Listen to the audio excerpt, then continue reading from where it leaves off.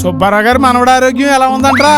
Urine infection అంటండి, ఇప్పుడు పర్లేదు. ఈ రోజుల్లో ఆరోగ్యంపై అవగాహన బాగా పెరిగిపోయి దొడ్డుకెళ్ళడానికి, ఉచ్చపోయడానికి, నిద్రపోవడానికి కూడా భయపడాల్సిన పరిస్థితులు వచ్చాయి. అప్పుడు ఆ రోజుల్లో ఉదయాన్నే ఊరి బయటికి వెళ్ళి ప్రకృతిని చూస్తూ ఉంటే దొడ్డుకి ఊపుకుంటూ వచ్చేది.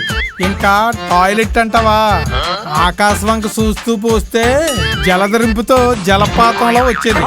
నేల వంక చూస్తే పెద్ద బొక్కే పడేది టాయిలెట్ ఫోర్స్ కి. ఇంకా నిద్ర అంటావా, అమ్మ చెప్పే చందమామ కథలు, నాన్న చెప్పే ధైర్యాన్నిచ్చే మాటలు వింటూనే మత్తులోకి గమ్మత్తుగా వెళ్ళిపోయేవాళ్ళం. ఇంకిప్పుడు పరిస్థితులు అంటావా, నేను నీకు కొత్తగా చెప్పనవసరం లేదురా.